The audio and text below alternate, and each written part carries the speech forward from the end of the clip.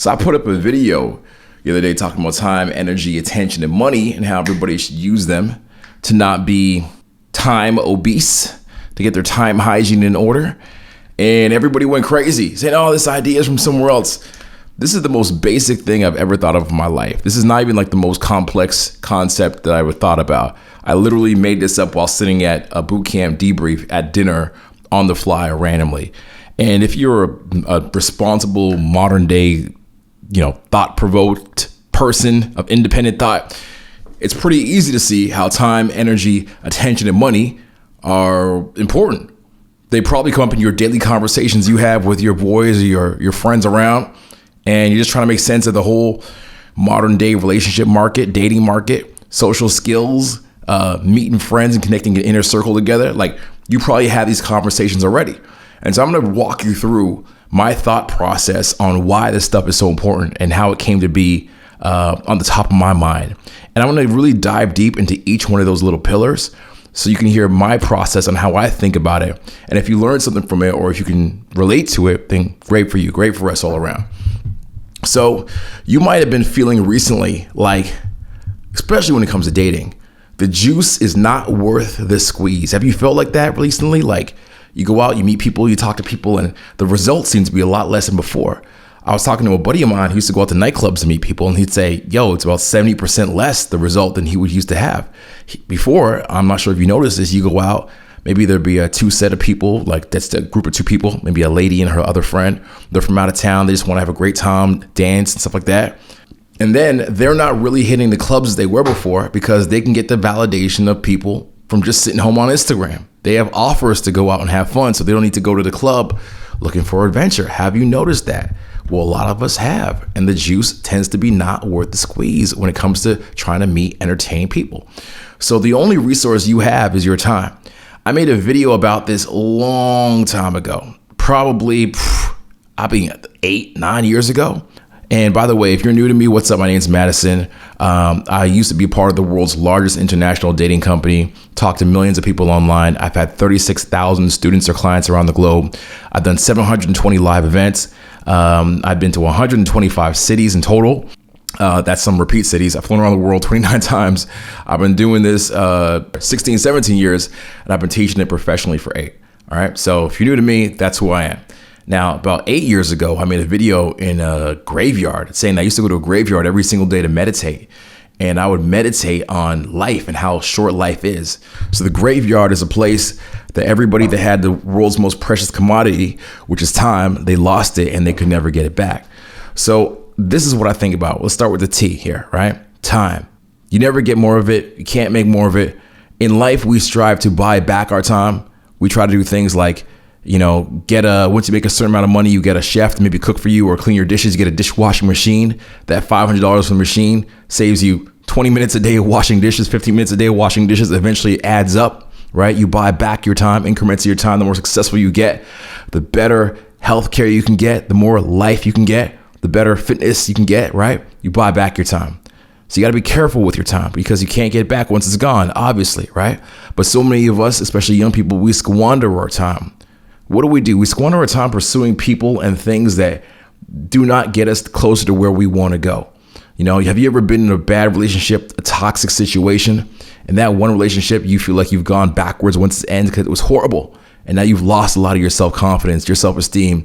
Maybe you've lost your circle of friends that you used to have because you've squandered it in a bad relationship that set you back, right? You've had situations like that maybe, or you know people that have had situations like that.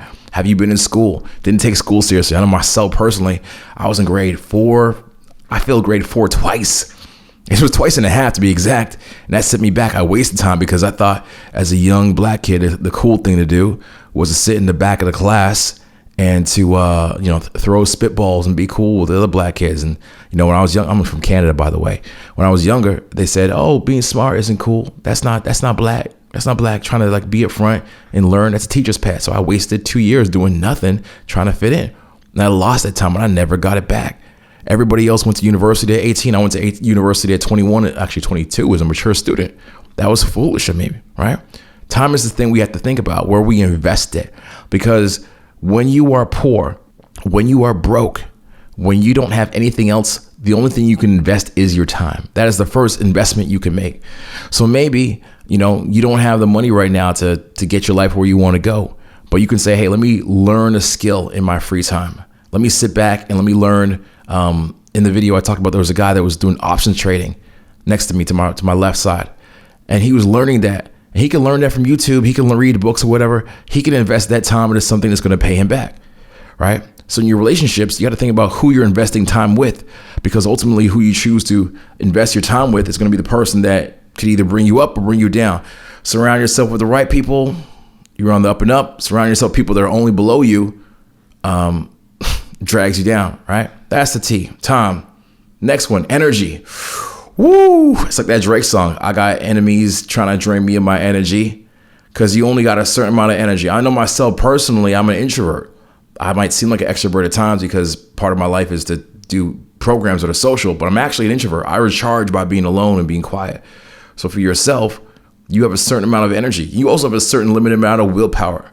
And once that willpower is gone or that energy is gone, you can no longer use it to be productive. In your home personal life, like think about the hardest thing in the morning, you can get it done usually, but by the afternoon, you're spent, right? You want to go to the gym, you got to start going to the gym 8 o'clock in the morning, 9 o'clock in the morning before you go to work, because if you put it to later on in the day, you run out of that willpower and the energy, you can't get it done. I got a certain amount of focus. I can do deep work for 4 hours. That's about what I got in me. And then after about that 4 hours, my creative brain just kicks in and I don't want to sit down no more. I want to go move around or whatever. So this energy is really important. And people, you put energy into the wrong people, they do not give your energy back. Really all this time, energy, attention, money really equates to value in a lot of ways, right? Energy is value. If you put energy and value into the wrong people who do not also give it back to you, do not also re-nourish you, do not also support you and give you energy to be more spiritual, more energetic, more ambitious, more focused, and they're like energy vampires, you will find yourself very depleted and unable to commit to things that you really want to do in your life and the goals that you have. Energy is a serious thing. I consider, the spiritual energy too, right? Like being involved with the wrong person intimately, a toxic person who just wants to see the worst for you, only cares about themselves. Being spiritually intertwined with that person or sexually intertwined with that person, man, that could kill you. That can kill your soul. And I've seen a lot of people do devious things. I mean, let's not even get into that, but it could be a downfall. Spiritually or sexually intertwined with the wrong person is a downfall of every great man in one way or another. Let's go on. Attention. The opposite sex, women, men to women, we always crave attention. They always crave attention. They want more attention. Attention on attention. They want you to call you in the morning. Baby, call me in the morning. Baby, text me good morning when you wake up. Now, if a woman's not into you and you text her good morning, it's like gross, ick. It gives her the ew, right? But if she's into you and you text her good morning, he's thinking about me. I crave that attention. He's thinking about me. You text her, hey baby, did you eat today? Did you have some food? You good? Oh, he's thinking about me. I like that. And then later on, she sees you on Instagram and you're not out with another girl. You're just, you're reading a book, you're with family, you're doing, he's not taking his attention to somebody else. He's not putting his attention on somebody else. He's into me. I like that, and she's into that attention, right? And then when you take away your attention, she's going to go and get it from somewhere else. Maybe post a bikini photo on Instagram because she's craving that attention. She wants the attention from somebody else, somewhere else. It doesn't matter. To most women, it doesn't matter where they get the attention from. If it's from who they want it, it's great. But they'll settle from attention from many, many people to get that attention from somewhere else. You might even have fights with a woman that you're seeing and saying, hey, you're going to the club a lot and your dress kind of scandalous when you're going to the club. And she's saying, hey, I can wear whatever I want. It's my body, my prerogative, my choice. Cool. But if you're going like that, you're going to go to the club. You're going to get people looking at you and giving you attention, buying you free drinks. Isn't just for the free drinks. They want something else. So I don't feel comfortable with you getting that kind of attention. And she's looking at you like, this might not work. And you're like, you're damn right, this might not work because you're pursuing attention somewhere else, right? And you'd rather have her bring to your attention that you could provide and no more, no less. So attention is a very dangerous currency. It's a very dangerous currency. In fact, I would say this, man, in the modern day and age of 2024, when this is being recorded, attention is the only currency you might have in a relationship. It might be the only power. You can't financially hold what you make above somebody else because women make just as much as men. You can't, God forbid you would be somebody who's aggressive or abusive and get into a domestic situation where you're putting hands on somebody to try to keep that power over them, right? If the people do that and it's the wrong thing to do. When I advise people, I'm telling them, hey, listen, when you're on a situation, a date, it's going bad, and that person is like, let's say they're on their phone, they're on TikTok. You ever see the people are on TikTok the whole time, tick, on a date, they're not looking at you, they're not talking to you, they're not engaging with you, and then they expect you to still pay for the meal, pay for the dinner. I'm thinking you should say, hey, listen, I paid to be here with you. I supplied the environment of the date. I picked you up. I'm dropping you off. I'm being a gentleman. I'd appreciate if you paid your attention here. And if they can't pay their attention there, then you got to leave. You got to say, thank you very much. Put your 20 on the table for your food.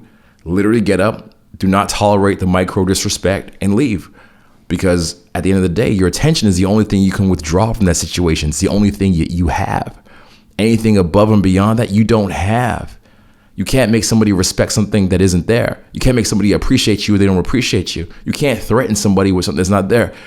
When I heard the recording when Jonathan Majors was there with his girlfriend, and he's trying to preach to her, I'm a proud black man. I mean a lot to the society of the world. I'm going to inspire other black men. I'm going to inspire other people to be just like me and achieve their dreams. You should respect me. And I can't be with a girl like that. I need a Coretta Scott King, or I need like a girl like Malcolm X's daughter, wife surrounding me. He's trying to he's trying to get the respect from her. You cannot talk respect into somebody who doesn't respect you. It's either respect your attention or they don't. So in that situation, it would have been best for him just to not have become yoked with that woman. It would have been better for him to just leave. You cannot explain respect to somebody. You can only withdraw your attention. Okay? You got to do that. And last but not least, the M. What do we got for the M, ladies and gentlemen? That's money. Money, money, money. It's all about the Benjamins. Money is a form of value. I would even say time, energy, attention, money. I would even say TEA equals M. Time, energy, attention equals money, because money is just a accumulation of value. Instead of thinking, do you want to get rich? Think, how many people can you have?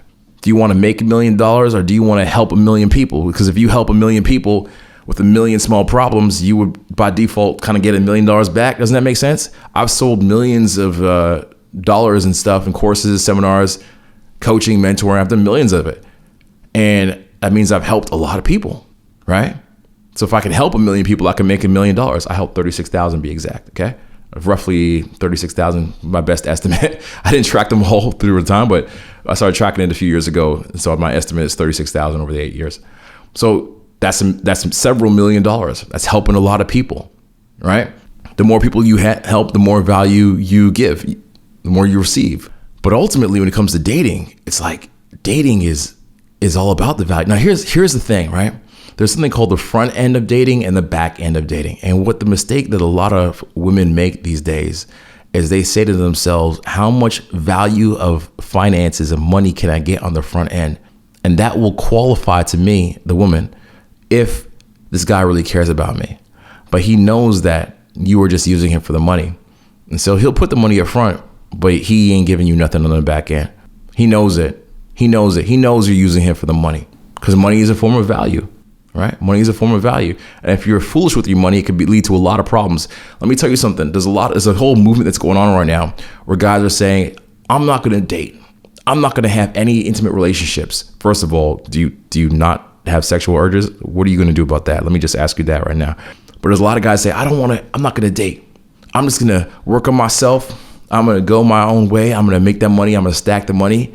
And then 5 years later down the road, when I decide to have a relationship, then I will. That's not the way it works. It doesn't work like that. You cannot learn relationship skills when you decide to on the blink of an eye, on a snap of a fingers. Nothing works like that. What skill do you know gets easier to learn the older you get? It is not social skills. It gets harder. It's like learning a language when you're 50. Try picking up a language when you're 50. Try picking up social skills when you're 40 or 35. It doesn't even work like that. My second point is there is a lot of guys that are rich that are simps. Just because you have the money doesn't mean that you're not a simp, right? You can have the money and be a S daddy. You can have the money and be pay for play. You can have the money and it doesn't change who you are because you have the money. You can still be in that provider frame. There's the buyer frame and the provider frame. And guess what? If you have the money and you have no social skills, you are providing. At the end of the day, you're providing. That's what happens. That's where you're going to be stuck at. And once you're in that rut and it's, you're 35 years old, 35, 40 years old, you can't get out of it. It's really tricky to, because your brain is conditioned to just be a provider. And you've seen success by putting that opportunity in front of women first and then hoping for something better. But you've seen success, you've seen it maybe work 1 or 2 times, and now you're stuck in that. And it's hard to break that mold. You don't know any other way. So money does not solve all the issues for a young man or for an older man. Now, should you still get the money for you? Oh, yeah. Should you still get the penthouse for you? Of course. Should you still stack the money for retirement for you? Of course. Do all those things. Yes, do them for you. There's no harm in getting that good logistical setup of being in a nice place downtown where people can roll through. You meet people, you're having events and parties. I preach that. I recommend that. You can still do that. But at the end of the day, it doesn't solve your social skill problem. No woman is like, Elon Musk, that dude's sexy. Oh, yeah. Not Warren Buffett. Yeah, Warren Buffett even. That's delicious. Can't wait to get me some Jeff Bezos. And these are the richest men in the world, right? Nobody's thinking that. Nobody's like, I want to get my hands on that meat. Speaking of meat, I'm seeing meat in my comments everywhere. I don't know what that means. People are like, you stole meat. And I'm like, that sounds suspicious. A bunch of men are in my comments like, you need to protect your meat. You need to beat your meat. That's sus, bro. I don't know what's going on there. No mentioning of meat in your comments or what you do with your meat. Leave that to your own private disclosure. Anyways, so time, energy, attention, money. These are units of value and how they can be coordinated, right? My whole thing is I talk about not just going out and doing cold walk-ups. I talked about that for years, but that's just a way to it. That's one method. You could also do social circle. You could also do online applications. You could also travel. You could also create something beautiful that other people want to be a part of. All these options are available to you, okay?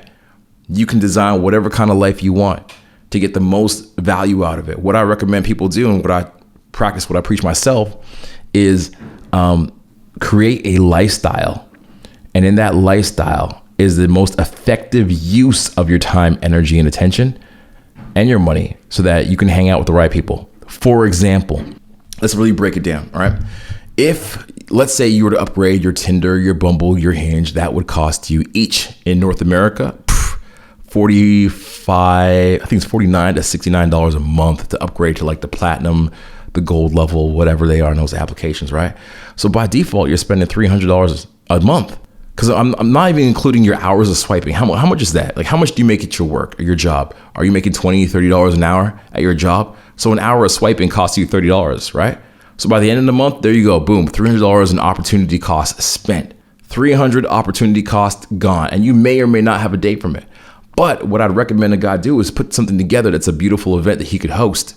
Maybe do a couple of Instagram ads for it to find the right people. Maybe still do cold walk-ups in the day because they've met you in the day, they know you.